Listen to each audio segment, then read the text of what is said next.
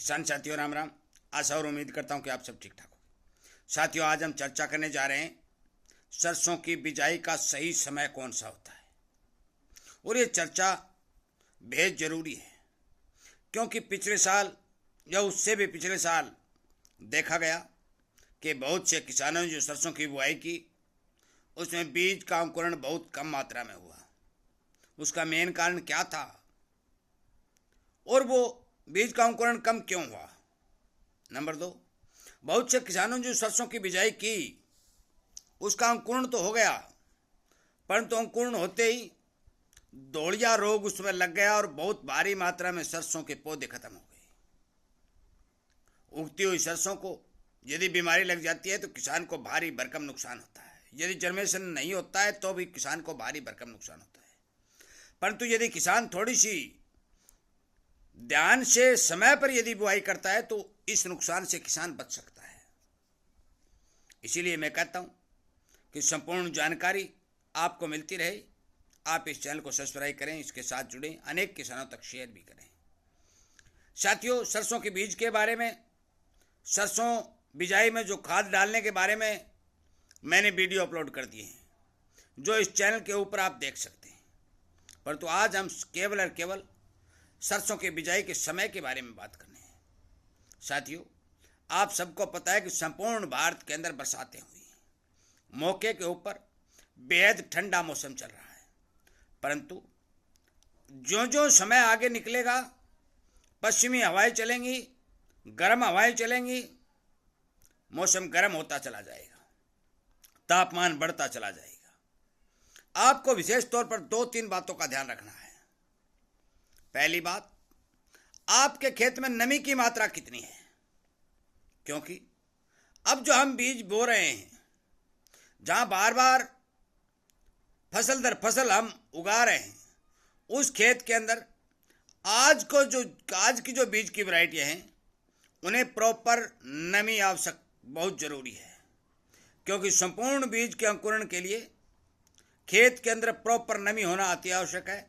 यदि आपके खेत के अंदर संपूर्ण नमी है तो आपके खेत का जर्मिनेशन 101% ठीक होगा। परंतु यदि जो पुराने बुजुर्ग बोलते थे भरड़ ऊपर से सूखी हुई है नीचे नमी है, तो उसकी बिजाई करने का तरीका अलग है। आप उस तरीके से यदि बिजाई करेंगे तो आपको फायदा होगा। वो तरीका मैं बताने जा रहा हूं। आप अपने ऊंट के या ट्रैक्टर के पीछे जो भी हड़ बीज वाला लगाते हैं, यदि कोई ऊंट से बिजाई करता है तो साथियों, हम जो खाद की बुआई करते हैं 5 किलो 7 किलो डीएपी की, उस हड़ के पीछे एक छोटा हड़ मान लीजिए और उस छोटे वाले हड़ में सरसों का बीज डालिए। आपका अंकुरण ठीक होगा, क्योंकि सरसों का बीज संपूर्ण नमी में जाएगा और संपूर्ण नमी मिलने के चलते उसका अंकुरण ठीक होगा।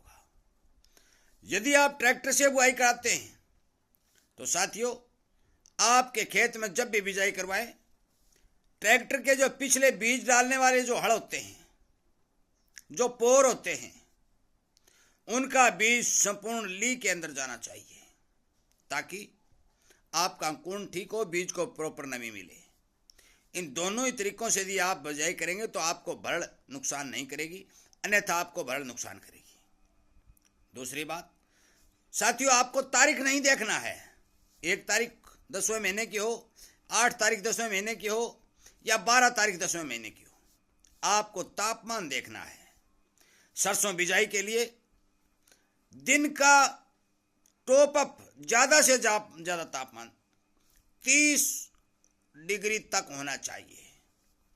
यदि आपके एरिया का तापमान 28, 30, 31, 32 तक है तो आप उस समय सरसों की बिजाई कर सकते हैं।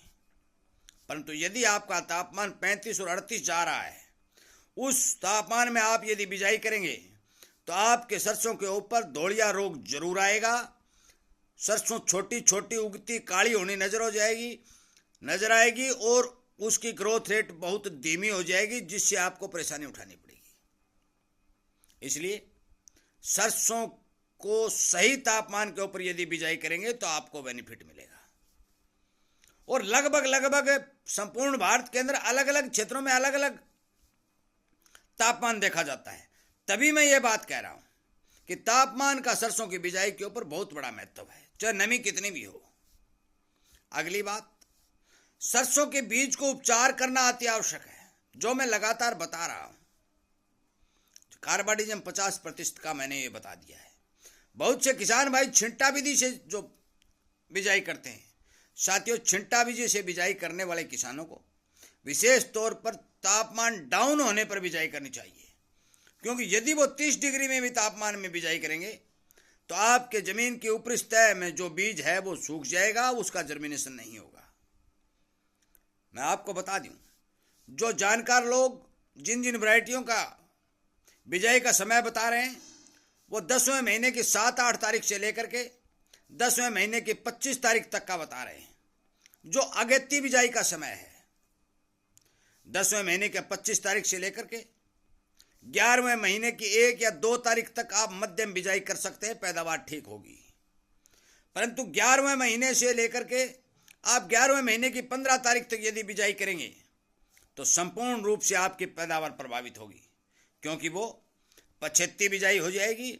और सरसों की पछेती बिजाई आप मान के चलो कि पैदावार कम देगी, जिसका सबसे बड़ा कारण यह है कि आगे आने वाले समय में जो ही मार्च आती है गर्मी बढ़ जाती है और फलियों जो ताड़े सरसों के अंदर निकलती हैं उनके आगे की फलियां जो हैं छोटी छोटी आपने देखी होगी, उन फलियों के अंदर ज़्यादा गर्मी के चलते दाने नहीं बन पाते, उसके दानों का आकार भी छोटा होगा। जिस कारण आपको विशेष करके ध्यान रखना है कि 10वें महीने की 7 तारीख से लेकर के आप 11वें महीने की 3-4 तारीख तक या 5 तारीख तक कोशिश करें कि आपने खेत की बिजाई संपूर्ण रूप से संपूर्ण पूरी हो जाए, ताकि आपको पैदावार के मामले में किसी प्रकार का नुकसान नहीं उठाना पड़े।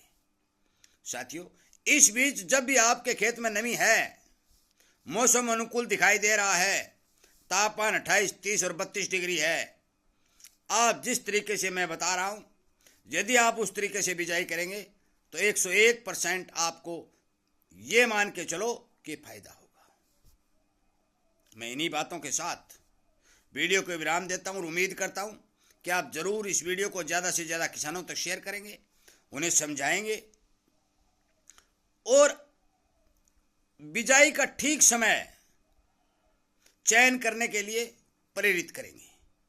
वीडियो सुनने के लिए, चैनल के साथ जुड़ने के लिए आप सबका धन्यवाद करते हुए मैं फिर से आपसे उम्मीद करता हूं कि ज़रूर आप सही समय पर बिजाई करें और संपूर्ण पैदावार लेने की कोशिश करें। जय हिंद।